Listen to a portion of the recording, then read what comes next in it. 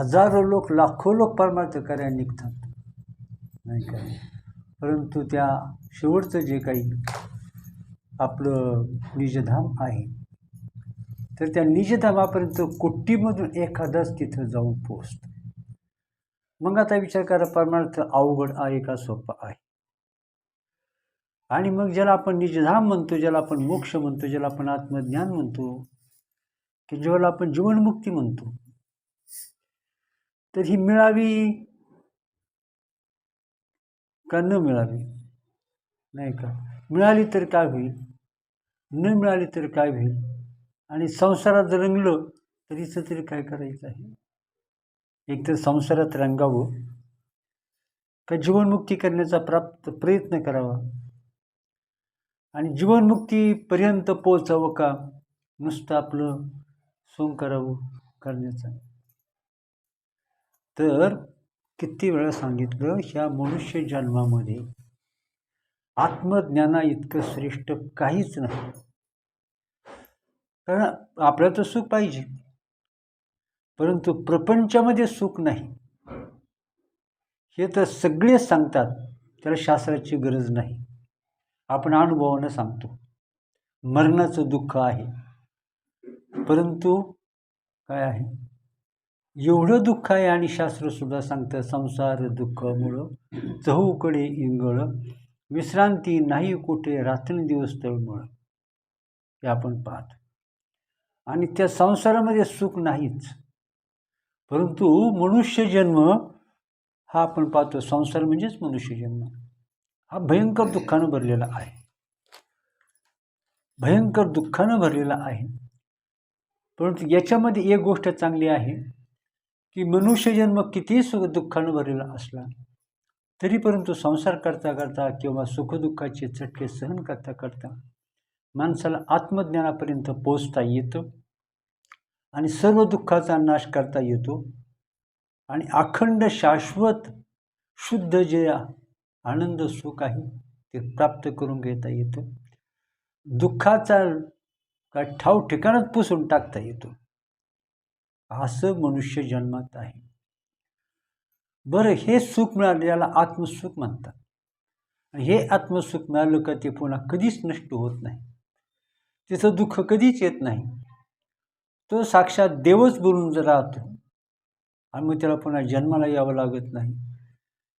त्याचा चिंता राहत नाही, दुःख राहत नाही. या त्रिभुवनातील सर्वोच्च परमोच्च पद तो प्राप्त करून घेतो. मग असं असताना माणसं या आत्मज्ञानाची प्राप्ती करून काय घेत नाही, नाही का? आता अशी गोष्ट आहे, काही तर परमार्थाकडं पाहतच नाही, काही परमार्थाकडं पाहतात पण कसा तरी परमार्थ वरवरचा परमार्थ करतात, नाही का? आणि काही मात्र कसे आहेत, आटोकाट प्रयत्न करतात परमार्थात त्या आत्मज्ञानापर्यंत पोहोचण्यासाठी, आणि त्यात काही जण आत्मज्ञानापर्यंत पोहोचतात, काहींना पोहोचता येत नाही. मग त्याच्यामध्ये विचार कोणाचा करायचा आहे? जे परमार्थ करतात पण वरवरचा परमार्थ करतात, नाही का? वरवरचा परमार्थ करून काही उपयोग नाही. वरवर भजन करून काही, नाचा याची एकच घाई, उडती तटातट चल मना झटपट, शोध कर पटपट, नाहीतर लटपट रे बा लटपट. काय परमार्थामध्ये प्रवेश कर आणि असा धूमधडाक्यात परमार्थ सुरू कर. पूर्वी काय व्हायचं, एखादा तपस्वी जर तपश्चर्याला जर बसला तर स्वर्गाला हादरी बसायची, त्या इंद्राला सुद्धा कंप सुटायचा, इंद्राला सुद्धा घाम फुटायचा कोणी जर तपश्चर्याला जर लागलं तर. आणि म्हणून हे कसं आहे, अमोल किमतीची वस्तू जर प्राप्त करून जर घ्यायची असेल तर ती सहजासहजी माणसाला मिळवता येत नाही, झोपा काढून ती मिळवता येत नाही, नाही का? आणि आपण पाहतो हातगाडी सुद्धा सगळ्यांना घेता येते का? हातगाडी जर घेता आली असती तर सायकलवर असा भाजीपाला भांडी विक्रीचा धंदा केला असता का? नाही का? काही डोक्यावर काय करतात, डोक्यावर चटई असतील, भांडी असतील, भाजीपाला असतील, तो डोक्यावर वाहून धंदा करतात. काही सायकलवर धंदा करतात, काही हातगाडीवर धंदा करतात, नाही का? आणि काही स्टॉल टाकतात व्यवसाय करायचा, नाही का. सगळ्यांना साधा स्टॉलसुद्धा टाकता येत नाही. एखाद्याला जर समजा स्टॉल टाकला का त्याच्याकडे सगळे बाकी धंदेवाली टकमक टकमक पाहतात, त्याचा स्टॉल आहे, नाही का, नाही का. मग साधा एक असा सुद्धा धंदा बघ. तसं परमार्थ करत असताना आपण थोडासा, तुकाराम महाराज म्हणतात, आपण इथं शास्त्र आहे, साधू संत आहेत आणि साक्षात अनुभव आहेत, नाही का. आणि म्हणून काय आहे तर करतात. मी असं ऐकलं, एका महाराजांनी सांगितलं होतं, मला असं वाटतं, काय म्हणतात, पोथ्या पुराणी वाचिती, साच अर्थ करून दाविती, भोळ्या भाविका ठकविती, स्वतः डॅम्बिसपणे वागती, हीच मोठी कटकट, शोध कर पटपट, नाही तर लटपट रे बा लटपट. म्हणजे असा परमार्थ करावा. सून अशा असावी का सासून त्या सुनेसाठी झुरावं, अशी सून असावी. नोकर असा असावा का मालकाने त्या नोकरासाठी काय जीव टाकावा. शिष्य असा असावा का गुरुचा सगळा जीव त्या शिष्यात असावा. आणि भक्तही असा असावा का देवानं काय करावं त्याच्यासाठी वाटेल ते करण्याची तयारी देवाची असली पाहिजे, असा भक्तही असावा, नाही. आणि म्हणून आता हे थोडासा विचार जर केला तर काय आहे, मग परमार्थाला आडवं काय येतं? काहीही आडवं येत नाही. परमार्थाला आडवं काय येतं? आपला मूर्खपणा फक्त परमार्थाला आडवा. आपण पक्का विचार करत नाही, धरसोड करतो. आणि दुसरी गोष्ट, आपला परमार्थावर बसावा तितका विश्वास बसत नाही. जेवढा आपला दुःखरूप घाणेरड्या प्रपंचावर जेवढा विश्वास आहे, तेवढा विश्वास आपला परमार्थावर नाही, देवावर नाही, संतावर नाही, नामावर नाही. आणि म्हणून आपण परमार्थामध्ये स्थिर होत नाही. मग विश्वास का बसत नाही? तर आपली अत्यंत मूढ बुद्धी. आपण विचार करत नाही, नाही का. म्हणूनच आपण काय करतो, सोंग करतो, त्याचं परमार्थाचं सोंग करतो, नाही का. आणि म्हणून कसं आहे तर मग आता बरेच मी आपला विषय आज तर परमार्थामध्ये आपलं चित्त परमार्थ करतो, परंतु परमार्थामध्ये चित्त लागत नाही. आता आपला दररोज विषय चालतो, तर तेव्हा मी असा प्रश्न विचारतो किंवा असा आपण विचार करूया की आपलं एकाग्रतेने आपलं चिंतन होतं का? एकाग्रतेने आपलं चिंतन होतं का? त्यानंतर आपण नित्य नियमानं ज्ञानेश्वरी किंवा भागवत अतिशय श्रद्धेने वाचतो का? ह्या विचाराकरता, व्यवहाराकरता, पैशाकरता, मानमोठेपणा करता, क्षुद्र गोष्टी करता माणूस पार अगदी स्वतःचं आयुष्य बर्बाद करतो, आयुष्य संपवतो तिथं मूर्ख गोष्टीसाठी. पण या देवासाठी, ज्ञानासाठी आणि आत्मसुखासाठी माणूस तिथं अत्यंत बेफिकीर असतो. याला कारण काय? अत्यंत मूर्ख बुद्धी. आणि मूर्ख बुद्धीला विचार नसतो बरं का, इलाज नसतो बरं का. सगळ्याला जगात इलाज आहे, सगळ्याला इलाज आहे, पण मूर्खपणाला जगात इलाज नाही. आणि मूर्खपणा त्यालाच म्हणतात की जो मरतोपर्यंत स्वतःत बदल करून घेत नाही, स्वतः सर्व नाश करून घेतो, पण तो बदल मात्र करून घेत नाही, जागच्या जागी जसं या तसा, नाही का.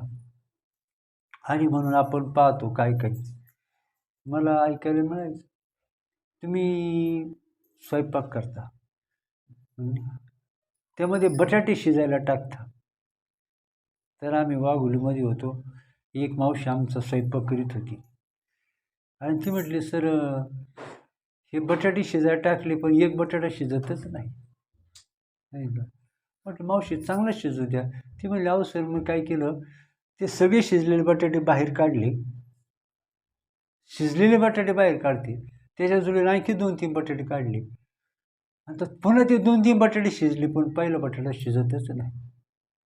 तो एक बटाटा होता तो शिजतच नव्हता. बरं मावशी मला आता राहिलं असंच राहू द्या, उद्याला टाकायचं जायला, नाही का. गंमत म्हटलं पाहूया.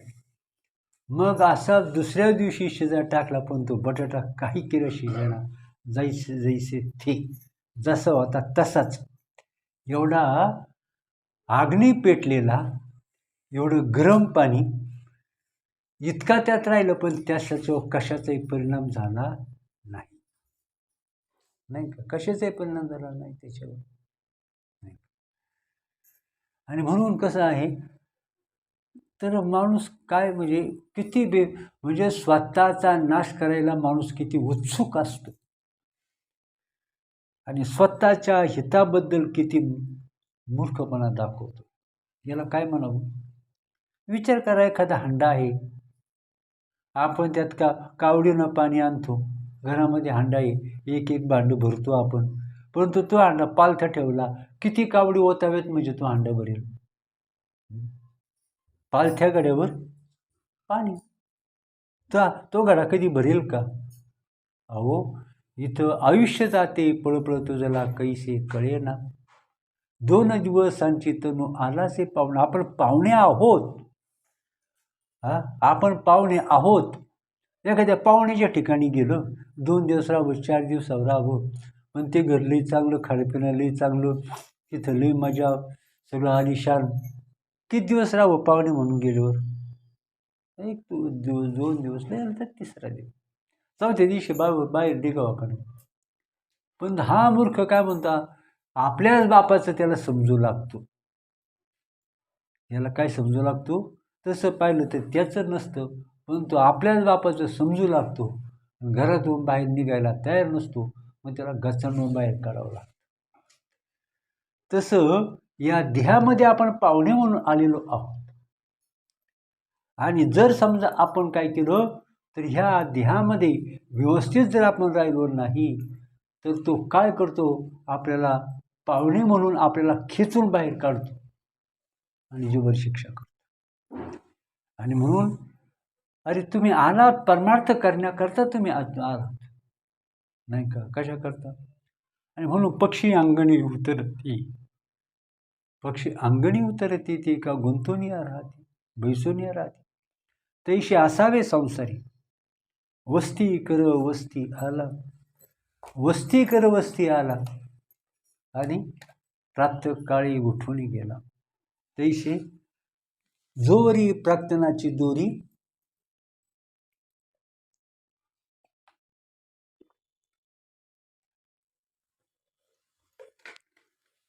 तैशी असावे संसारी.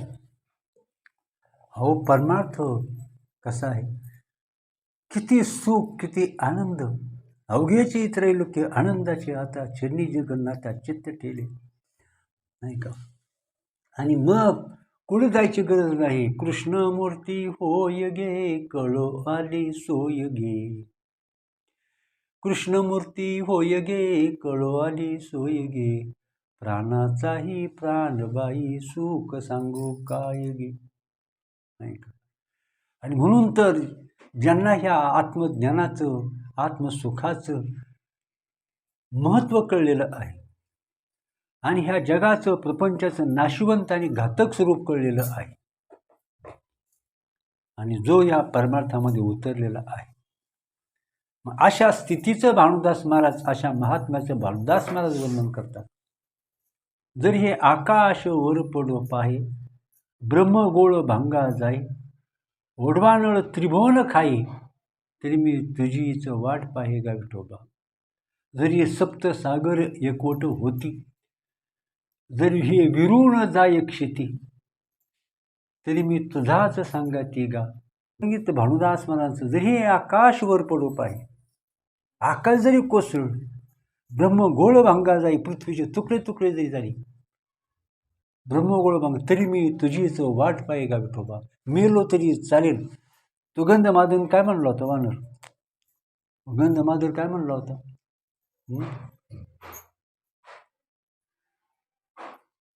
कोणतं, नाही का, कुंभकर्ण. त्या कुंभकर्णाला म्हटला, कुंभकर्णाने त्या गंधमादन वानराला असं मुठीमध्ये पकडलं, म्हटलं तू कोणाचा आहेस. तो गंधमादन वानर म्हटला, मी श्रीरामाचा आहेस. इथं लंकेमध्ये येऊन श्रीरामाचा डंका पिटतो, त्याचं महत्त्व सांगतो. हे रावणाचं राज्य आहे, म्हण मी रावणाचा आहे. म्हटलं मेलो तरी चालेल, परंतु मी रावणाचा कधीच म्हणणार नाही. मी श्रीरामाचाच आहे.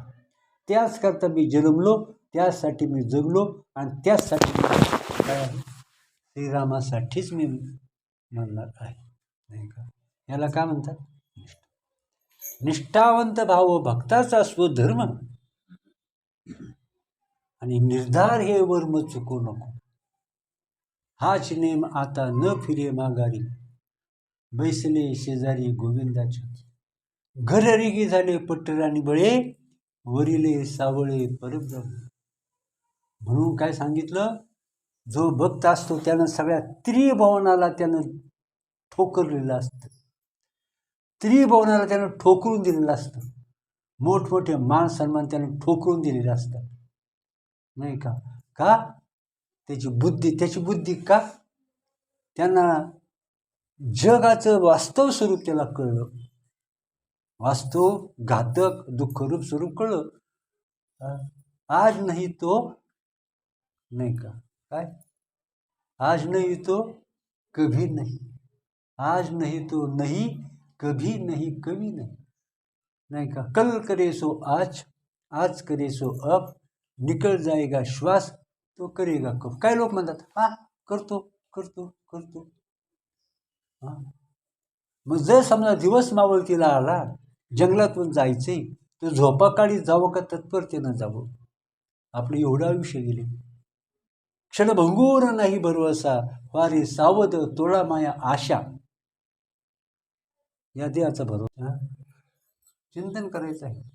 परपुरुषाच्या घरात राहायचं आणि नवऱ्याला फोन करायचा. परपुरुषाच्या घरात राहायचं आणि नवऱ्याला फोन करायचं, कसं काय तुमचं बरं चाललं का, ठीक आहे ना, काही अडचणी नाहीत ना, मग ठीक आहे, मजेत राहा, काय काळजी करू नका, मी इकडं खुशाली. तिला नाही दांडकं काढावा का? तिला काय करावं? दांडकं नाही काढावा. आणि म्हणून ह्या जगामध्ये हे एक चांगलं फक्त परमात्माच फक्त चांगलं आहे. त्या व्यतिरिक्त सगळं घातक आहे, दुःखरूप आहे. म्हणून हा ठाईवरी पांडवा, पदार्थ जाती आगवा, विटवितो व्हावा वैराग्य लाभ. नाही का? ते हे विषय वैराग्य, जे आत्मलाभाचे भाग्य, जेणे ब्रह्मानंदा योग्य जीव होती. काय ज्ञानाचा वर्षाव इथं चाललेला आहे, तरी आपली बुद्धी तिथपर्यंत जात नाही, तिथं स्थिर होत नाही. आणि अत्यंत मूर्खपणा, या मूढ बुद्धीला, या मूर्खपणाला, ह्या कोडगेपणाला, ह्या सोंगा ढोंगांना म्हणावं काय? आयुष्य बर्बाद होते.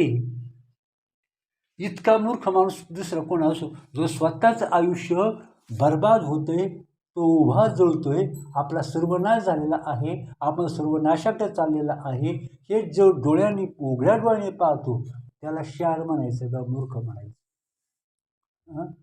आणि म्हणून साधू संतांनी सांगितलं, अखंड जया तुझी प्रीती, अखंड जया तुझी प्रीती, मज दे तयाची संगती, मज दे तयाची संगती.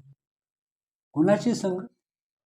जो देवावर ज्याचं देवावर अत्यंत प्रेम आहे, नाही का? आणि म्हणून ज्याला देवाचा विसरच पडत नाही, अशांच्या संगतीत जर बसलो, चंदनाच्या संगतीत जर गेलो, तर चंदनाच्या संगतीमध्ये गेलो, तो बोरी बाभळी सुद्धा चंदन होतात. नाही का? आणि त्या हिवराच्या झाडाखाली गेलो, तर बुद्धी का होते, पापानं गच्च भरून गिरवटून जाते हिवराच्या झाडाखाली. पण आपलं ती हिवराची सावली गोड लागते. हिवराची दाट सायली, सज्जने जैशी वाळली, तैशी पूज्य डावलून गेली अभक्तात. नाही का? आणि म्हणून हे किती आहे, तर मलिन बुद्धी, मूर्ख बुद्धी, मूढ बुद्धी म्हणजे काय? जी स्वतःचं जास्तीत जास्त शक्य तेवढं वाटोळं करून टाकते, त्याला काय म्हणायचं? मूढबुद्धी. बाबांनी कीर्तन केलं, पण कीर्तनात अडकले नाहीत, कीर्तनाचा विचार केला नाही. लाखो शिष्य केले, परंतु बाबांनी कोणत्या शिष्याला स्वतःच्या पायाजवळ बसून दिलं नाही. एखाद्या बाबांनी विचारलं, बाबा तुम्हाला किती शिष्य? बाबा म्हणले, मीच डबड आहे, तर मला कशाचे शिष्य? मीच डबड तर मला कशाचे शिष्य? नाही का? आणि तर अशा प्रकारचा एवढा मोठा महात्मा कशातच नाही संसारात अडकले, नाही कीर्तनात अडकले, नाही प्रवचनात अडकले, नाही शिष्यामध्ये अडकले, नाही मोठेपणात अडकले, नाही कोणत्या मठ तठामध्ये अडकले. परमार्थ उच्च कोटीचा परमार्थ केला, परंतु आपण नामान निराळे राहिले. सगळ्या जगाला परमार्थाला लावलं, लाखो लाखो लाखोनी शिष्य तयार केले, त्यांना अत्यंत उच्च प्रतीचा बोध केला, परंतु आपण नामान निराळे राहिले. याला महात्मा म्हणतात, नाही का? मग अशा थोर महात्म्यांच्या पोटी, नाही का? आणि म्हणून अभिमान कोणाचा असावा? आपल्या श्रीहरींचा अभिमान असावा. अभिमान कोणाचा असावा? आपल्या श्री गुरूंचा अभिमान असावा, नाही का? कुत्र्या मांजरांचा अभिमान धरून काय होणार आहे शेवटी? सांगा ना, कुत्र्या मांजरांचा अभिमान धरून काय होणार?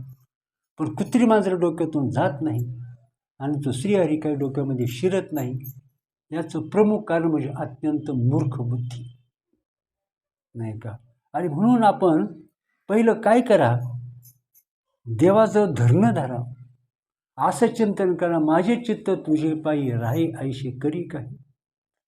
ऐशी आवडते मना देवा पूर्वावी वासना. या वासनेची हकालपट्टी करायची, या इच्छा वासना अहंकार घालवायचे आहेत, डोक्यातले उकिरडे मोकळे करायचे आहेत आणि भगवत भजनाला बुद्धीला लावायचं आहे, नाही का? नामापरिते तत्व नाही रे अन्यथा, वाया अनेक पंथा जाशी झाली. करा रे बापांनो साधन हरीचे, जने करणीचे करू नका. जेणे नये जन्म यमाची यातना, आयशिया साधना करा. मग काय करा? काय करा? कुत्री मांजरेही संसार करतात, त्यांनाही संसार असतो, नाही का?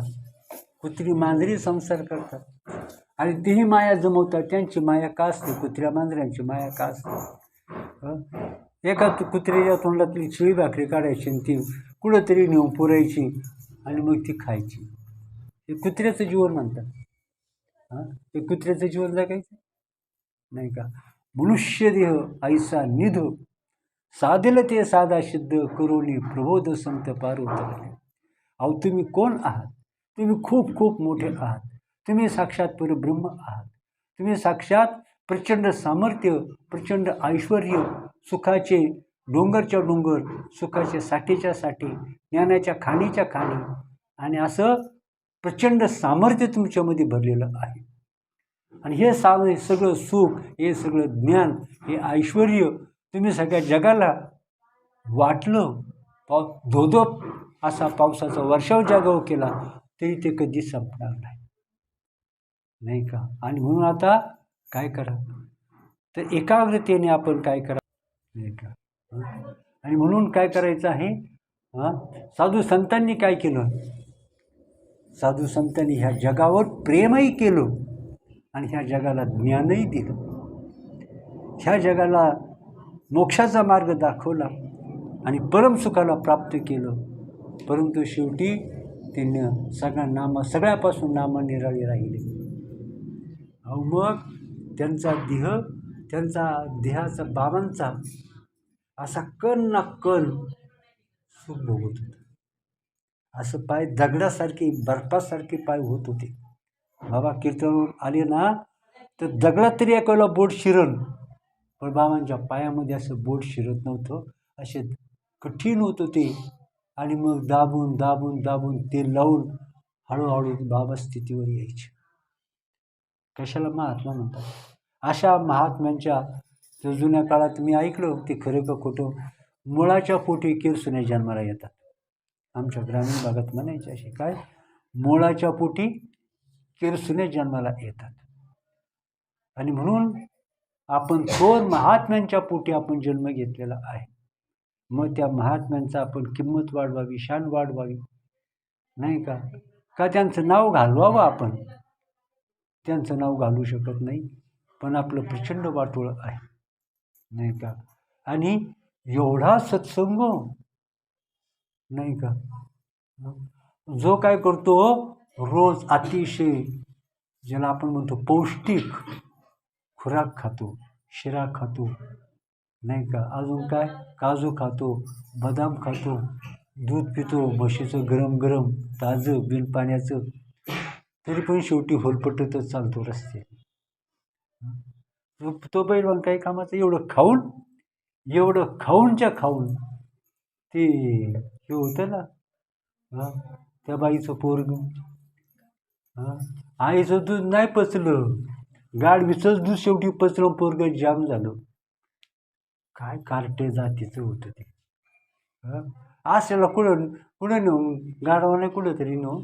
आईचं दूध पचलं आणि गाढवीचं दूध पचलं, असल्याला कशाला जिवंत ठेवायचं, नाही का? अहो, तुमच्या बुद्धीचे वैभव अन्य नाही तुझे, एका केशवराजे सकळ सिद्धी. ऐक शिष्या येथीचे वर्म, सोये तूच आईस ब्रह्म, याविषयी संदेह भ्रम धरूच नको. याची देही याची डोळा, भोगू मुक्तीचा सोहळा, नाही का? हाच आता मग हाच नियम आता, न फिरे माघारी, बैसले शेजारी गोविंदाचे. आणि जो एकाग्रतेने एकनिष्ठेने देवाचं भजन करतो, देवाचं नामस्मरण करतो, त्याचा प्रपंच हा सोन्याचा होतो आणि त्याचा परमार्थ अतिशय आनंदाचा होतो. त्याचा प्रपंचही धड नाही आणि परमार्थही धड नाही. न धोबी का कुत्ता, न घर का न घाट.